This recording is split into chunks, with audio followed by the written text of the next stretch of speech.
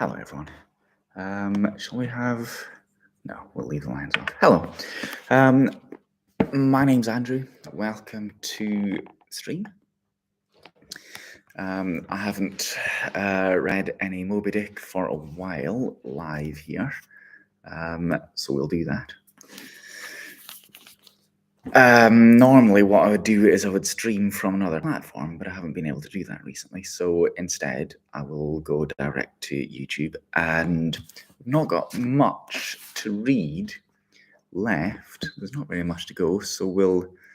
I think probably what we'll do is we'll do this natively here on YouTube, read the last few chapters of this, and then we'll start on a new book, probably live on Twitch, and then take video and post it here non-live, but we'll see. Anyway, welcome new viewers or returning viewers or people who've never watched me live before, what have you. Yeah, I've read a few books and you can listen to me reading the whole of the rest of Moby Dick so far. I'd say there's not very much further to go. 40 or 50 pages, something like that. So, chapter 124, The Needle. Next morning, the not yet subsided sea rolled in long, slow billows of mighty bulk, and striving in the Pequod's gurgling track, pushed her on like giants' palms outspread. The strong, unstaggering breeze abounded, so that the air and sky seemed vast outbellying sails. The whole world boomed before the wind. Muffled in the full morning light, the invisible sun was only known by the spread intensity of his place, where his bayonet rings moved on in stacks. Emblazonings, as of crowned Babylonian kings and queens, reigned over everything. The sea was as a crucible of molten gold that bubblingly leaps with light and heat. Long maintaining an enchanted silence, Ahab stood apart, and every time the teetering ship loweringly pitched down her bowsprit, he turned to eye the bright sun's rays produced ahead, and when she profoundly settled by the stern, he turned behind and saw the sun's rearward place, and how the same yellow rays were blending with his undeviating wake. Ah, my ship, thou mightest well be taken now for sea chariot of the sun. Ho, all ye nations before my prow, I bring the sun to ye. Yoke on the further billows, hello, a tandem, I drive the sea.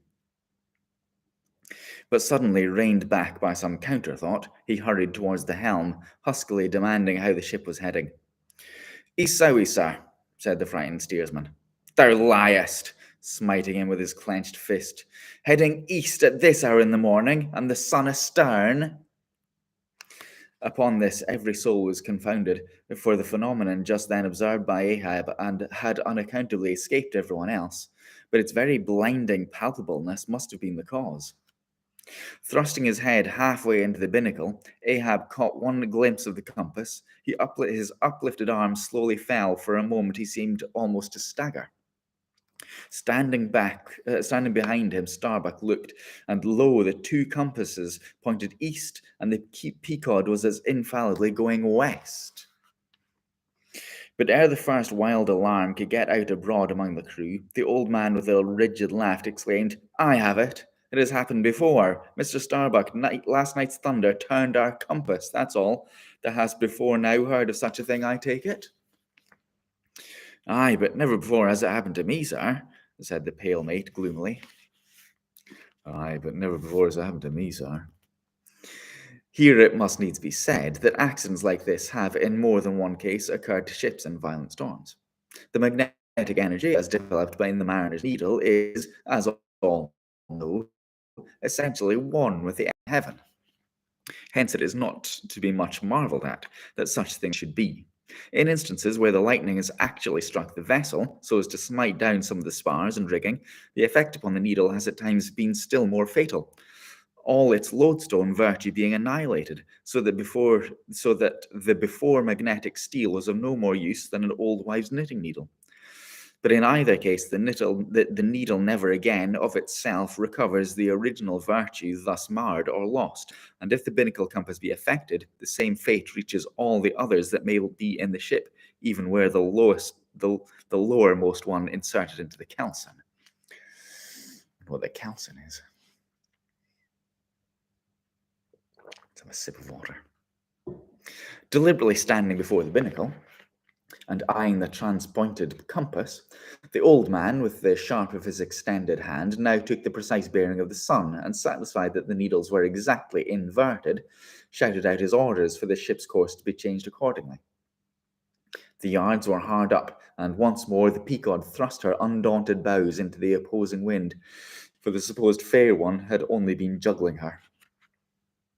Meanwhile, whatever were his own secret thoughts, Starbuck said nothing, but quietly he issued all requisite orders, while Stubb and Flask, who in some small degree seemed then to be sharing his feelings, likewise unmurmuringly acquiesced. As for the men, though some of them lowly rumbled, their fear of Ahab was greater than their fear of fate. But as ever before, the pagan harpooners remained almost wholly unimpressed, or if impressed, it was only a certain magnetism shot into their congenial hearts from inflexible Ahab's. Let's have a little sip. It's very dry in here. I might open a window, actually. Bear with me a second. I'm going to do exactly that. Hold on. Don't go anywhere. I shall go and open a window. It's quite dry.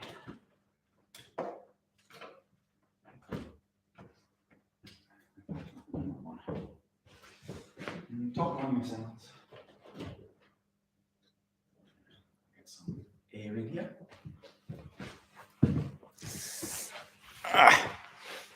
Right.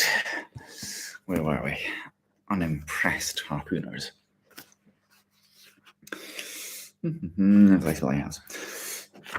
Let's bring you a bit closer again. For a space, the old man walked the deck in rolling reveries. But chancing to slip with his ivory heel, he saw the crushed copper sight tubes of the quadrant he had the day before dashed to the deck. Thou poor, proud heaven-gazer and sun's pilot, yesterday I wrecked thee, and today the compasses would fain have wrecked me. So. But Ahab is lord over the level lodestone yet. Mr. Starbuck, a lance without the pole, a topmaul, and the smallest of the sailmaker's needles, quick! Accessory, perhaps, to the impulse dictating the thing he was now about to do, were certain prudential motives, whose object might have been to revive the spirits of his crew by a stroke of his subtle skill in a matter so wondrous as that of the inverted compasses. Besides, the old man knew well that to steer by transpointed needles, though clumsily practicable, was not a thing to be passed over by superstitious sailors without some shudderings and evil portents. Men, said he, steadily turning towards the crew as the mate handed him the things that he had demanded, my men, the thunder turned old Ahab's needles, but out of this bit of steel Ahab can make one of his own that will point as true as any. Abashed glances of servile wonder were exchanged by the sailors as this was said, and with fascinated eyes they awaited whatever magic might follow. But Starbuck looked away. With a blow from the topmaul, Ahab knocked off the steel head of the lance, and then, handing to the mate the long iron rod remaining, bade him hold it upright, without its touching the deck. Then, with the maul, after repeatedly smiting the upper end of this iron rod, he placed the blunted needle endwise on the top of it, and less strongly hammered that, several times, the mate still holding the rod as before. Then going through some small strange motions with it, whether indispensable to the magnetizing of the steel or merely intended to augment the awe of the crew, is uncertain. He called for linen thread, and moving to the binnacle, slipped out the two reversed needles there, and horizontally suspended the sail needle by its middle over one of the compass cards. At first, the steel went round and round, quivering and vibrating at either end, but at last settled to its place, when Ahab, who had been intently watching for this result, stepped frankly back from the binnacle, and pointing his stretched arm towards it, exclaimed, Look ye, for yourselves! if Ahab be not lord of the level lodestone. The sun is east, and that compass swears it. One after another they peered in, for nothing but their own eyes could persuade such ignorance as theirs, and one after another they slunk away. In his fiery eyes of scorn and triumph, you then saw Ahab in all his fatal pride. End of chapter. Let's have another. So how did Ahab do that, then? How did he make that plain bit of iron into a compass? Interesting. Chapter 125, The Log and the Line. While now the fated Pequod had been so long afloat this voyage, the log and line had but very seldom been in use, owing to a confident reliance upon other means of determining the vessel's place. Some merchantmen and many whalemen, especially when cruising, wholly neglect to heave the log, though at the same time, and frequently more for form's sake than anything else, regularly putting down upon the customary slate the course steered by the ship, as well as the presumed average rate of progression every hour. It had been thus with the Pequod. The wooden reel and angular log attached hung, long untouched, just beneath the railing of the after bulwarks.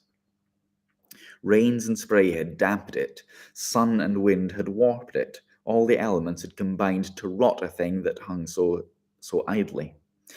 But heedless of this, his mood seized Ahab, and he happened to glance upon the reel not many hours after the magnet scene, and he remembered how his quadrant was no more. He recalled the frantic oath about the level log and line. The ship were sailing plungingly astern. The billows rolled in riots. "Forward there, heave the log!" Two seamen came, their golden-hued Tahitian and the grizzly marksman. "Take the reel, one of ye, I'll heave." They went towards the extreme stern on the ship's lee side, where the deck, with the oblique energy of the wind, was now almost dipping into the creamy, sidelong rushing sea. The marksman took the reel, and holding it up high by the projecting handle ends of the spindle, round which the pool of line revolved, so stood with an angular log hanging downwards, till Ahab advanced to him. Ahab stood before him, and was lightly unwinding some 30 or 40 turns to form a preliminary hand coil to toss overboard, when the old marksman, who was intently eyeing both him and the line, made hold to speak. "Sir, I mistrust it. This line looks far gone. Long heat and wet have spoiled it." "'Twill hold, old gentleman. Long heat and wet, have they spoiled thee? Long seems to hold, or truer perhaps, life holds thee, not thee it." "I hold the spool, sir, but just as my captain says, with those grey hairs of mine 'tis not worth while disputing, especially with a superior who'll ne'er confess." "What's that? There's now a patched professor in Queen Nature's granite-founded college, but methinks he's too subservient. Where were thou born?" "In the little rocky Isle of Man, sir." "Excellent. Thou hitst the world by that." "I know not, sir, but I was born there." "In the Isle of Man, eh? Well, the other way, it's good. Here's a man from Man, a man born in once dependent man, and now unmanned of man, which is sucked in by what? Up with the reel. The dead blind wall butts in all inquiring heads at last. Up with it, so." The log was heaved. The loose coils rapidly straightened out in a long, dragging line astern, and then instantly the reel began to whirl, in turn jerkingly raised and lowered by the rolling billows. The towing resistance of the log caused the old reelman to stagger strangely. "Hold hard!" Snap! The overstretched line sagged down in one long festoon. The tugging log was gone. "I crush the quadrant, the thunder turns the needles, and now the mad sea parts the log line.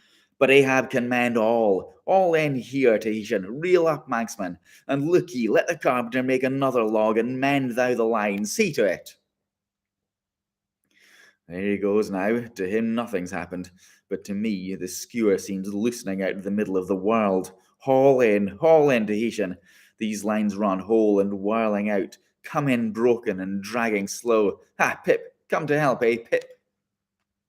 Pip? Who you call Pip? Pip jumped in from the whaleboat. Pip's missing. Let's see now if you haven't finished him up here, fisherman. It drags hard. I guess he's holding on. Jerk him. Tahiti, jerk him off. We haul in no cowards here. Oh, there's his arm just breaking water. A hatchet, cut it off. We haul in no cowards here. Captain Ahab, sir, here's Pip trying to get on board again. Peace, thou crazy loon, cried the marksman, seizing him by the arm. Away from the quarterdeck.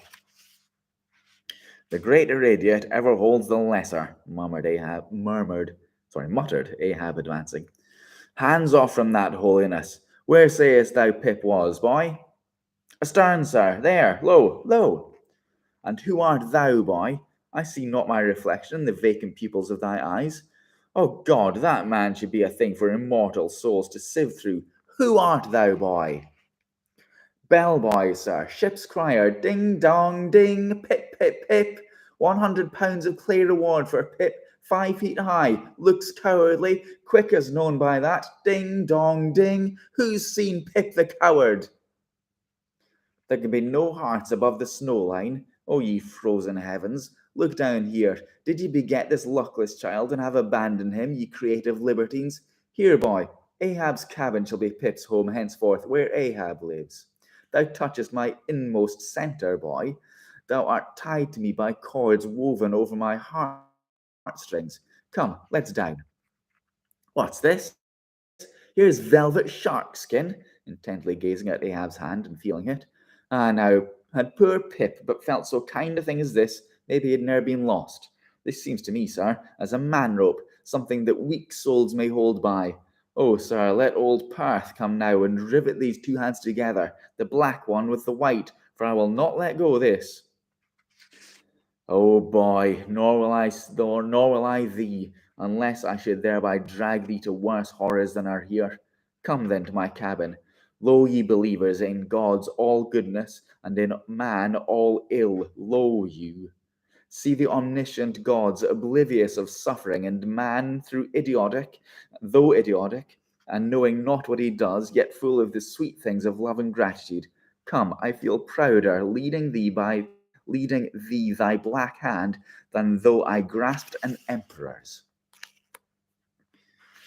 There go the daft two now, murmured the marksman. One daft with strength, the other daft with weakness. But here's the end of the rotten line, all dripping to mended, eh? I think we had best have a new line altogether. I'll see Stubbs about it. That's interesting. Pip there. Clearly not knowing himself at all. And Ahab showing a compassion that I certainly wasn't expecting. Helping Pip down to his cabin and holding on to him.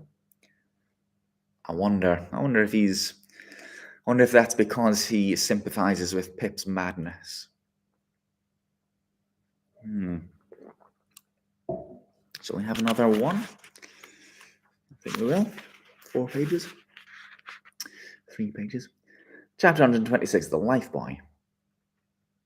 Steering now southeastward by Ahab's level steel, and her progress slowly determined by Ahab's level log and line, the Pequod held on her path towards the equator, making so long a passage through such unfrequented waters, descrying no ships, and ere long sideways impelled by unvarying trade winds over waves monotonously mild, all there seemed the strange calm things preluding some riotous and desperate scene. At last, when the ship drew near to the outskirts, as it were, of the equatorial fishing ground, and in the deep darkness that goes before the dawn, the sailing by a cluster of rocky islets, the watch, then headed by Flask, was startled by a cry so plaintively wild and unearthly, like half-articulated wailings of the ghosts of all Herod's murdered innocents, that one and all they started from their reveries, and for the space of some moments stood, or sat, or leaned all transfixedly listening, like the carved Roman slave, while that wild cry remained within hearing. The Christian or civilized part of the crew said it was mermaids, and shuddered, but the pagan harpooners remained unappalled. Yet the grey marksman, The oldest mariner of all declared that the wild, thrilling sounds that were heard were the voices of newly drowned men in the sea. Below in his hammock, Ahab did not hear of this till grey dawn, when he came to the deck. It was then recounted to him by Flask, not unaccompanied with hinted dark meanings. He hollowly laughed, and thus explained the wonder. The rocky islands the ship had passed were the resort of great numbers of seals, and some young seals that had lost their dams, or some dams that had lost their cubs, must have risen nigh the ship and kept company with her, crying and sobbing with their human sort of wail.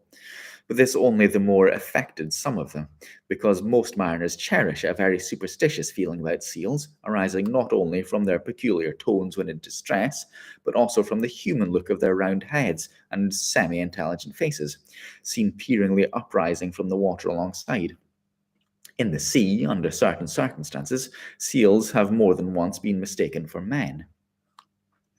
But the bodings of the crew were destined to receive a more plausible confirmation in the fate of one of their number that morning. At sunrise, this man went from his hammock to the masthead at the fore, and whether it was that he was not yet half waked from his sleep, for sailors sometimes go aloft in a transition state, whether it was thus with the man, there is now no telling. But, be that as it may, he had not been long at his perch when a cry was heard, a cry and a rushing, and looking up, they saw a falling phantom in the air, and looking down, a little tossed heap of white bubbles in the blue of the sea. The lifebuoy, a long, slender cask, was dropped from the stern, where it was always hung, obedient to a cunning spring, but no hand rose to seize it. And the sun, having long beat upon this cask, had it shrunken, so that it filled slowly, and the parched wood also filled at its very pore. And the studded iron-bound cask followed the sailor to the bottom, as if to yield to him his pillow, though in sooth but a hard one. And thus the first man of the Pequod that mounted the mast to look out for the white whale on the white whale's own peculiar ground, that man was swallowed up in the deep. But few perhaps thought of that at the time. Indeed, in some sort they were not grieved at this event, at least as a portent, for they regarded it not as a foreshadowing of evil in the future, but as the fulfillment of an evil already presaged. They declared that now they knew the reason of those wild shrieks they had heard the night before. But again, the old Manxman said nay. Let's have another little sip. The lost lifebuoy was now to be replaced. Starbuck was directed to see to it, but as no cask of sufficient lightness could be found, and as in the feverish eagerness of what seemed the approaching crisis of the voyage, all hands were impatient of any toil but what was directly connected with its final end, whatever that might prove to be. Therefore, they were going to leave the ship's stern unprovided with a buoy, when by certain strange signs and innuendos, Keekeg hinted a hint concerning his coffin. "A lifebuoy of a coffin?" cried Starbuck, starting. "Rather queer that, I should say," said Stubb. "It will make a good enough one," said Flask. "The carpenter here can arrange that." "Bring it up, there's nothing else for it," said Starbuck, after a melancholy pause. "Rig it, carpenter, do not look at me so. The coffin, I mean. Dost thou hear it? Dost thou hear me? Rig it." "And shall I nail down the lid, sir?" moving his hand with the hammer. "Aye." "And shall I caulk the seams, sir?" moving his hand as with a caulking iron. "Aye." "And shall I then pay over the same with pitch, sir?" moving his hand as with a pitch pot. "Away, what possesses thee to this? Make a lifebuoy of the coffin, and no more. Mr. Stubb, Mr. Flask, come forward with me. Oh, open door, darling. Don't look, we've not got far to go now. Not got far to go. He goes off in a huff. The whole he can endure, at the parts he balks. Now, I don't like this. I make a leg for Captain Ahab, and he wears it like a gentleman. But I make a bandbox for Keekeg, and he won't put his head into it. Are all my pains to go for nothing with that coffin? And now I'm ordered to make a lifebuoy of it. It's like turning an old coat, going to bring the flesh on the other side now. I don't like this cobbling sort of business. I don't like it at all. It's undignified. It's not my place. Let tinkers' brats do tinkerings. We are their betters. I'd like to take in hand none but clean, virgin, fair and square mathematical jobs. Something that regularly begins at the beginning and is at the middle when midway and comes to an end at the conclusion. Not a cobbler's job. That's at an end in the middle and at the beginning at the end. It's the old woman's tricks to be giving cobblers jobs. Lord, what an affection old women have for tinkers. I know an old woman of 65 who ran away with a bald-headed young tinker once, and that's the reason. I would never work for a lonely widow old woman ashore when I kept my job shop in the vineyard. They might have taken it to their lonely old heads to run off with me. But hey-ho, there are no caps at sea but snow caps. Let me see. Nail down the lid, caulk the seams, pay over the same with pitch, batten them down tight, and hang it with the snap spring over the ship's stern. Wherever such things done before with a coffin. Some superstitious old carpenters now would be tied up in the rigging ere they would do this job, but I'm made of knotty aroostook hemlock. I don't budge, cruppered with a coffin, sailing about with a graveyard tray, but never mind. Never mind, we workers in woods make bridal bedsteads and card tables as well as coffins and hearses. We work by the month or by the job or by the profit, not for us to ask why the and wherefore of our work. Useless is too confounded cobbling, and then we stash it if we can. I'll do the job now, tenderly. I'll have me, let's see, how many in the ship's company all told? But I've forgotten. Anyway, I'll have me 30 separate. Turk's-headed lifelines, for each 3 feet long, hanging all round to the coffin. Then, if the hull go down, there'll be 30 lively fellows all fighting for one coffin, a sight not seen very often beneath the sun. Come, hammer, caulking iron, pitchpot, and marling spike, let's to it. I have one more chapter, I think. Chapters are pretty short here, aren't they? Yeah. Let's have another chapter while we're here.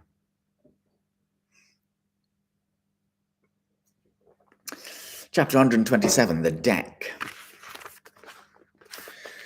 The coffin laid upon the 2 lime tubs, between the vice bench and the open hatchway, the carpenter caulking its seams, the string of twisted oakum slowly unwinding from a large roll of it placed in the bosom of his frock. Ahab comes slowly from the cabin gangway and hears Pip following him. Back, lad. I'll be with ye again presently. He goes. Not this hand complies with my humour more genially than that boy. Middle aisle of a church. What's here? Life boy, sir. Mr. Starbuck's orders. Oh, look, sir, beware the hatchway. Thank you, man. The coffin lies handy to the vault. Sir, the hatchway? Oh, so it goes, sir, so it does. Art thou not the leg maker? Look, did this stump not come from thy shop? I believe it did, sir. Does the ferrule stand, sir? Ferrule. Well enough, but art thou not also the undertaker? Aye, sir. I patched up this thing here as a coffin for tea cake, but they've sent me now to turning it into something else. Then tell me, art thou not an arrant, all-grasping, intermeddling, monopolizing, heathenish old scamp to be one day making legs and the next day coffins to clap them in, and yet again life boys out of those same coffins? Thou art as unprincipled as the gods, and as much of a jack of all trades. But I do not mean anything, sir. As I do. The gods again. Harkee, dost thou not ever sing working about a coffin? The Titans, they say, hummed snatches when chipping out the craters for volcanoes, and the gravedigger of the place sings spade in hand. Dost thou never? Song, sir? Do I sing? Oh, I'm an indifferent sort, sir, for that. But the reason why the gravedigger made music must have been because there was none in his spade, sir. But the caulking mallet is full of it. Hark to it. Aye, and that's because the lid's there a sounding board. But what in all things makes the sounding board in this? There's naught beneath, and yet a coffin with a body in it rings pretty much the same. Carpenter, Hast thou ever helped carry a bier and heard the coffin knock against the churchyard gate going in? Faith, sir, Faith, what's that? Why, faith, sir, it's only a sort of exclamation, Mike, that's all, sir. Oh, go on. I was about to say, sir, that art thou a silkworm? Dost thou spin thine own shroud out of thyself? Look thy bosom, dispatch, and get these traps out of sight. He goes aft. That was sudden now, but squalls come sudden in hot latitudes. I've heard that the Isle of Albemarle, one of the Galapagos, is cut out by the equator right in the middle. Seems to me some sort of equator cuts yon old man, too, right in his middle. He's always under the line, fiery hot, I tell thee. He's looking this way. Come, Oakham, come. Quick, here we go again. This wooden mallet is the cork, and I'm the professor of musical glasses. Tap, tap. My boy, my own boy is among them. For God's sake, I beg, I conjure. Here exclaimed the stranger captain to Ahab, who thus far had but icily received his petition. For 48 hours let me charter your ship. I will gladly pay for it, and roundly pay for it, if there be no other way. For 48 hours, only that, you must, and you shall do this thing. His son, cried Stubb. Oh, it's his son he's lost. I take back the coat and watch. What says Ahab? We must save that boy. He's drowned with the rest of them on that last night, said the old Manx sailor, standing behind him. I heard, all of you heard their spirits. Now, as it shortly turned out,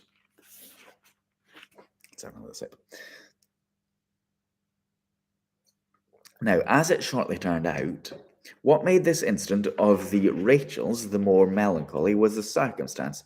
Not only was one of the captain's sons among the number of the missing boat's crew, but among the number of the other boat's crews at the time, but on the other hand, separated from the ship during the dark vicissitudes of the chase, there had been still another son. So that for a time, the wretched father was plunged into the bottom of the cruelest perplexity, which was only solved for him by his chief's mates instinctively adopting the original procedure of a whale ship in such emergencies. That is, when placed between jeopardized but divided boats, always to pick up the majority first. But the captain, for some unknown constitutional reason, had refrained from mentioning all this, and not till forced to it by Ahab's iciness did he allude to his one yet missing boy, a little lad but 12 years old, whose father, with the earnest but unmisgiving hardihood of a Nantucketer's paternal love, had thus early sought to initiate him with the perils and wonders of a vocation almost immemorially the destiny of all his race. Nor does it infrequently occur that Nantucket captains will send a son of such tender age away from them for a protracted 3 or 4 years' voyage in some other ship than their own, so that their first knowledge of a whaleman's career shall be unenervated by any chance display of a father's natural but untimely partiality or undue apprehensiveness or concern. I feel like I'm going to sneeze. And my throat's still dry. Meantime, now the stranger was still beseeching his poor boon of Ahab, and Ahab still stood like an anvil, receiving every shock, but without the least quivering of his own. I will not go, said the stranger, till ye say aye to me. Do to me as you would have me do to you in the like case, for you too have a boy, Captain Ahab, though but a child, and nestling safely at home now, a child of your old age too. Yes, you relent, I see it. Run, man, now, and stand to the square in the yards. Avast, cried Ahab, touch not a rope yarn.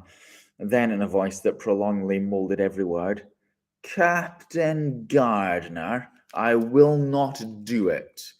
Even now I lose time. Goodbye. God bless you, man, and may I forgive myself, but I must go. Mr. Starbuck, look at the binnacle watch, and in 3 minutes from this present instant, warn off all strangers, then brace forward again, and let the ship sail as before. Hardly turning with averted face, he descended into his cabin, leaving the strange captain transfixed at this unconditional and utter rejection of his so earnest suit. But starting from his enchantment, Gardiner silently hurried to the side, more fell than stepped into his boat, and returned to his ship. Soon the two ships diverged their wakes, and long as the strange vessel was in view, she was seen to yaw hither and thither at every dark spot, however small in the sea. This way and that her yards were swung around. Starboard and larboard she continued to tack. Now she beat against a head sea, and again it pushed her before it, while all the while her masts and yards were thickly clustered with men as 3 tall cherry trees when the boys are cherrying among the boughs. But by her still halting course and winding woeful way, you plainly saw that this ship was so swept with spray, still remained without comfort. She was Rachel, weeping for her children, because they were not. Right, so we have one last chapter, I think. One more short chapter, 129, The Cabin. Ahab moving on to deck, Pip catches him by his hand to follow. Lad, lad, I tell thee thou must not follow Ahab now. The hour is coming when Ahab would not scare thee from him, yet would not have thee by him. There is that in thee, poor lad, which I feel to cure into my malady. Like cures like, and for this haunt my malady becomes my most desired health. Do thou abide below here, where thou shalt serve thee as if thou wert the captain. Ay, lad, thou shalt sit here in my own screwed chair, another screw to it. Thou must be. So that's why Ahab is fond of the boy. Like cures like. No, no, no. You have not a whole body, sir. You do ye but use poor me for your one lost leg? Only tread upon me, sir, ask no more, so I remain a part of ye. Oh, spite a million villains! This makes me a bigot in the fadeless fidelity of man, and a black and crazy, but methinks like cures like applies to him too. He grows so sane again. They tell me, sir, that Stubb did once desert poor little Pip, whose drowned bones now show white, for all the blackness of his living skin. But I will never desert ye, sir, as Stubb did him. Sir, I must go with ye. If thou speakest thus to me much more, Ahab's purpose keels up in him. I tell thee no, it cannot be. O good master, master, master! Weep so, and I will murder thee. Have a care, for Ahab too is mad. Listen, and thou wilt often hear my ivory foot upon the deck, and still know I am there. And now I quit thee, thy hand, met. True art thou, lad, as the circumference to its centre. So go, so God for ever bless thee, and if it comes to that, God for ever save thee, let what will befall. Ahab goes. Pip steps one step forward. Here he is this instant stood. I stand in this his air, but I'm alone. Now were even poor Pip here I could endure it, but he's missing. Pip, Pip, ding dong, ding. Who's seen Pip? He must be up here. Let's try the door. What? Neither lock nor bolt nor bar, and yet there's no opening it. It must be the spell. He told me to stay here. Aye, he told me this screwed chair was mine. Here then, I'll seat me against the transom in the ship's full middle, all her keel and her 3 masts before me. Here, our old sailors say in their black 74 great admirals sometimes sit at the table and lord it over rows of captains and lieutenants. What's this? Epaulets? Epaulets! The epaulets all come crowding. Pass round the decanters now to see fill up, messieurs. What an odd feeling now when a black boy's host to white men with gold lace upon their coats. Messieurs, have you seen one Pip? A little negro lad, 5 feet high, hangdog looking, cowardly. Jumped from a whaleboat once. Seen him? No. Well then, fill up again, captains, and let's drink shame upon all cowards. I name no names. Shame upon them. Put 1 foot upon the table. Shame upon all cowards. Hist! Above there, I hear ivory. Oh, master, master, I am indeed downhearted when you walk over me. but here I'll stay, though this stern strikes rocks and they bulge through, and oysters come to join me. End of chapter. Oh, that's sad, isn't it? Poor old Pip. So 130 next, and there's 135. So not long to go. On page 437 and 470. So only another 33 pages. Not long to go at all. And we've still not met the whale. Can you believe it? Can you believe it? All that. And a book called Moby Dick, and we've still not met Moby Dick. Must beat him soon. All right, that'll do. Thank you for watching. If you've been watching live or watching on replay, don't forget you can see all previous chapters in one way or another, all here on YouTube. You can listen to all previous chapters. And there is Silas Marner as well, which I'm currently reading, although I'm not reading that live. And lots of other things as well, lots of nature and lots of other things on YouTube. So make sure you give me a thumbs up, give me a like, make sure you subscribe to me as well. And I'll see you next time for the next few chapters of Moby Dick. Thanks for watching. Cheery bye, everyone.